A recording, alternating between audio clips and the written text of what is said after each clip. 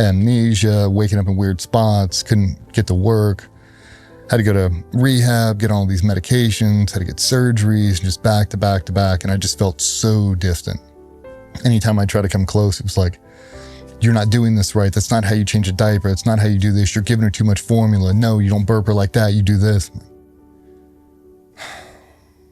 I'm going to work. And I would. In the middle of a conversation, I'm like, here. Yep. I go to work. I'd be gone for 2 or 3 days. Come back in. She's like, I don't know why you do that. Because every time I come in here, I mess something up.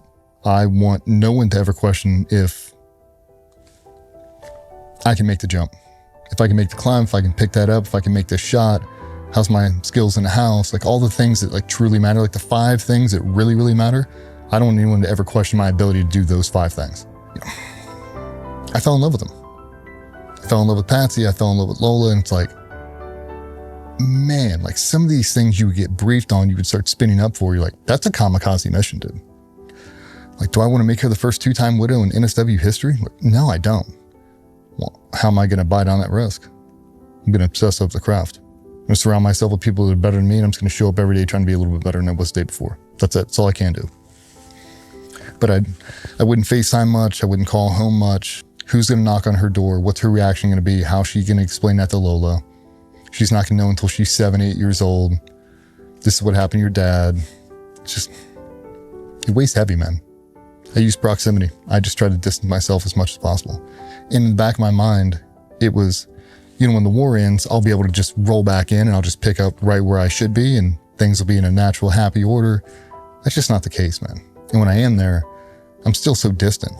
I'd sit on the couch and she'd be sitting there holding Lola and watching TV or whatever, and I'd have a little whiteboard out just drawing CQB sketches. Hours, dude. She's like trying to have a conversation. She's like, hey, what? She's like, I've been talking to you for 5 minutes. Yeah. She started talking and I just started sketching again. It's like, I couldn't even get out of it. It's like my default mechanism. It makes you really good, but it really separates you. I can remember bringing Lola into the team. I bring her in the cage area. I'm working in there on a Saturday and she's running around and all the guys are in there. And you just hear, DJ, DJ. He's like, your kid calls you DJ? I'm like, yeah. She did up until she was probably 7. That's all she ever heard because it would always be on a phone call. DJ, DJ, DJ. Me and Patsy arguing or whatever it was. That's what she called me. It's heavy, man. It's like never anybody I wanted to be. It just naturally evolved that way. When he got blown up that time in Africa, that really was the switch of things getting dark. Because I think then not only did he still have to perform at that level, but he was also hiding the fact that there was something that was weakening him mentally and physically. And so he did not want to accept that. And I think that he tried really hard to cover it. And when you do that for years, it's going to seep out. And the only person that is on the other side to see this is your spouse and your children. You know, if they're old enough, they start getting the impact of that, those cracks. I couldn't be around it. Like even going to the supermarket, like she'd see me, she's like, you okay? I'd just be sweating. Just always on edge. I always thought I was about to be attacked. I mean, I'm looking at just spitting venom on somebody. Sometimes it would be unreal because I would think that I would be in a movie. You know, like I didn't think that, there is no manual that a spouse has to understand when your significant other is that hurt. Not only physically, but mentally. We don't know how to navigate that. So I didn't understand what was going on. I just knew that he was hurting, but he never asked for help and I couldn't see it. It was invisible. It's not like he had a cast or anything. It was more mental and he was keeping it to himself. So I just thought maybe he was bitter about something at work or something, but I didn't realize how sick he was. And he was good at sheltering me from that. It's like I was living with a shell. There was no connection, and again, you, as a spouse with someone like that, you just start shedding the real you and you start adapting to someone that you can't even recognize. And you start thinking that's the norm and this is it. I wanted to be the perfect husband. I wanted to be the perfect dad. I didn't have a mentor to show me how to do it. No one ever slapped me across the face and he's like, you can do both, dude. You can do both. So every Wednesday we have range. Yep. Typically, it's our internal instructor development. If we have to shoot content, do a review. So every Wednesday it's an opportunity for us to train. We started opening up for like local law enforcement guys who want to come down. So instructor development, they're their department's lead trainer. So they want to come down and see a different philosophy or methodology on how to train, install different information. Some guys just want to work on their hard skill set. So you're going to stand feet shoulder width apart. Yep. Your right-handed shooter. Yep. Step forward with our left foot. Yep. We'll put this right in the base of our shoulder. Support grip, we want to make sure we don't come up too high on this because that's going to get real hot. Yep.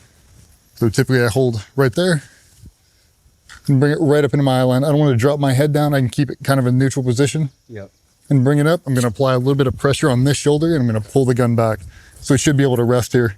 Then I can just action the trigger. Right where you want to and squeeze it one time and keep the red dot right there. Okay. Keep it nice and easy. Try it again. Again. You want to try one full auto? So whenever you're ready, make contact with the trigger, lean into it, and give it one full press.